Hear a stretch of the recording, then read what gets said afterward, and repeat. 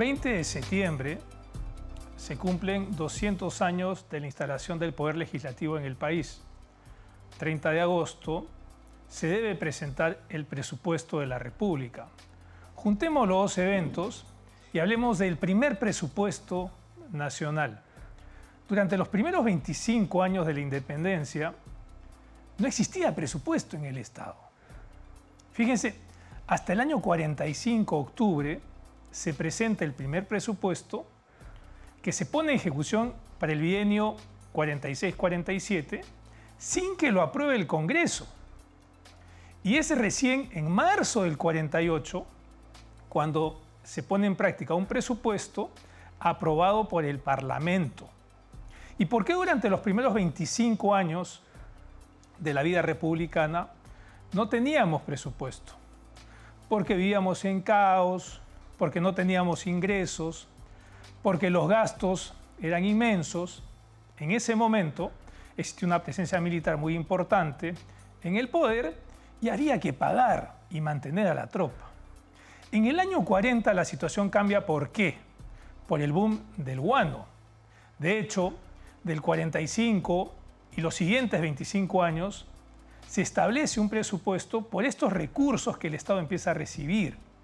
Y algo muy importante que recordar es hablar de la historia del presupuesto, es hablar de la historia de la política, es hablar de la historia del gasto, es hablar de la historia de los ingresos. En un inicio, los gastos del Estado los definía el caudillo discrecionalmente. Con el paso del tiempo hay gastos que se establecieron permanentemente y sobre la diferencia la discrecionalidad del Ejecutivo fue cayendo porque ingresaron otros actores que tenían decisión sobre el mismo. Un detalle, si uno chequea los primeros documentos impresos por la Constituyente del 22, uno va a encontrar que dice Imprenta Río, que hace alusión a Guillermo del Río y a Manuel del Río. Y Manuel del Río, el que tenía el poder de imprimir los primeros documentos del Parlamento, en el año 45 fue el ministro de Hacienda que presentó el primer proyecto de presupuesto durante el gobierno de Ramón Castilla. Y temas importantes, hay que recordarlos, después que vienen 23, 28, 34, 39, en realidad todas, empezando con la del 23, empezaron señalando la necesidad de presentar un presupuesto de la República y sin embargo durante esos 25 primeros años de nuestra vida independiente eso no sucedía así. La presentación del presupuesto desde el año 45, en realidad se habla de un esbozo durante el gobierno de Lamar, pero es Castilla quien inicia esta práctica, que ordena las finanzas en un periodo de crecimiento y ese periodo de crecimiento estuvo vinculado después a raíz del orden en las finanzas públicas, que estaban desordenadas. Ojo, Unanue, el primer ministro de Hacienda, en su memoria del año 22, habla de la preocupación y desorden de las finanzas públicas, pero a partir del 45 en adelante, con Castilla, estas se ordenaron gracias a una herramienta llamada presupuesto de la República. Y desde entonces, ¿no?, hasta ahora, se viene presentando, se viene aprobando desde el año 48 por el Congreso de la República.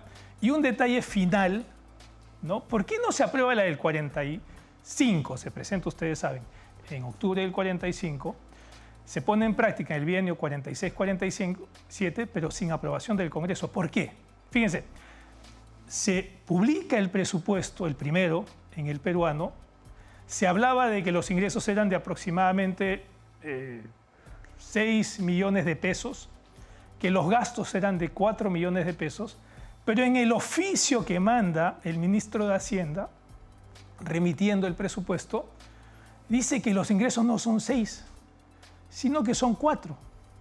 Y que en los gastos no se está incluyendo el pago de los devengados a los funcionarios públicos, no se estaba incluyendo las pensiones de los civiles y de los militares, y no se estaba incluyendo la deuda que se tenía con Chile y la Gran Colombia. Y este último punto es importante. ¿Una deuda de dónde? Fíjense, con Chile para pagar los ejércitos liberadores de San Martín y con la Gran Colombia, que es en realidad Venezuela y Ecuador, para pagar los ejércitos libertadores de Bolívar. Entonces, como tenía estas incongruencias, entonces existe toda una discusión alrededor del presupuesto, el primero, que se pone en práctica, no se ejecuta, y es recién hasta unos meses después, en marzo del 48, que empieza a funcionar con la aprobación del Parlamento. Mucho recoveco, muchas historias, mucha historia como parte de los 200 años del Parlamento peruano, y a raíz de la presentación en unos pocos días de un nuevo presupuesto general de la República, con actores, 200 años después, gobiernos subnacionales, gobiernos nacionales, instituciones autónomas, en fin.